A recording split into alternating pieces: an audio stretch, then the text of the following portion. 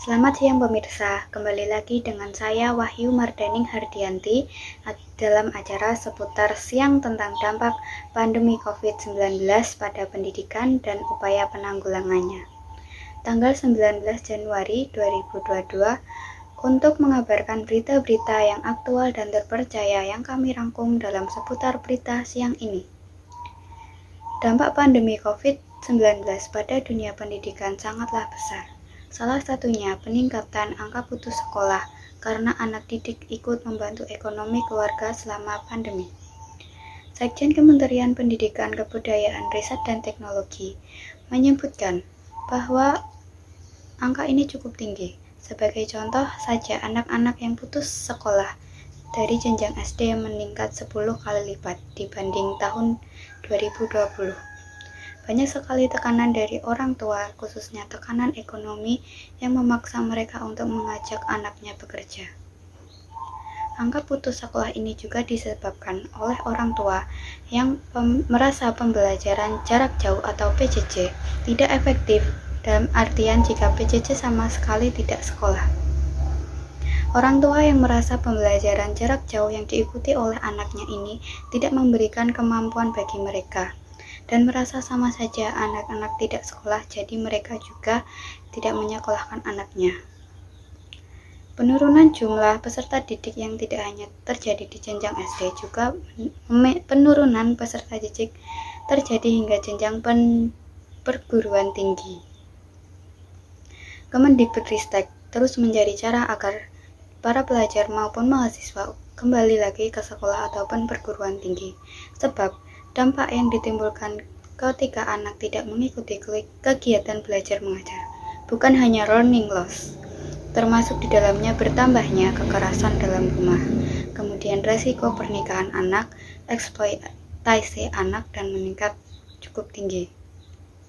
Dampak lain adanya kesenjangan pembelajaran meningkat selama terjadinya pandemi COVID-19 di Indonesia, utamanya terjadi antara peserta didik yang keluarga kaya dan keluarga miskin.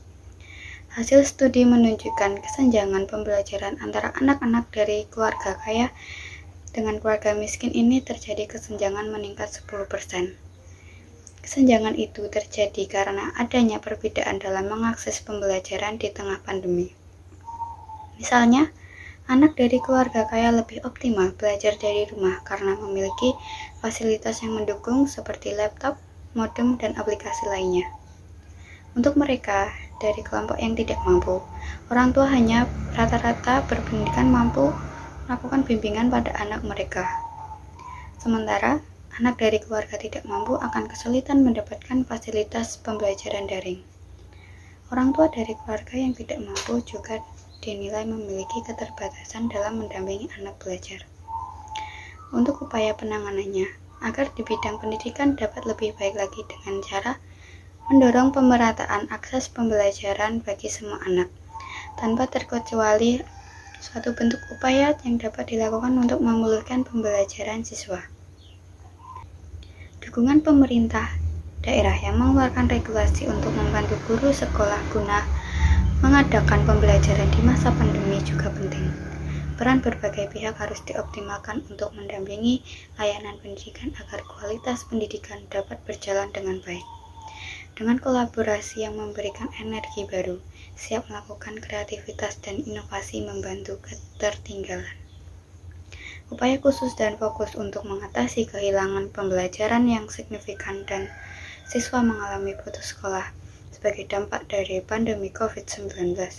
Dalam jangka pendek, upaya yang dapat dilakukan berfokus pada kebutuhan pembelajaran inti siswa yang memprioritaskan 3 hal.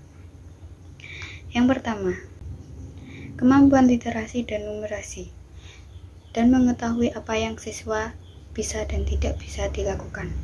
Yang kedua, semua guru memiliki akses modul kurikulum khusus, baik itu versi digital maupun versi cetak.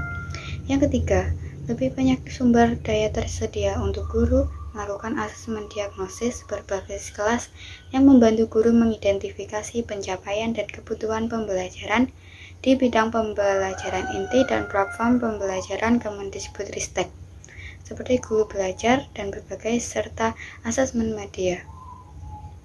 Kerjasama antara guru, wali kelas, dan guru BK dalam menangani permasalahan anak harus terus diperkuat.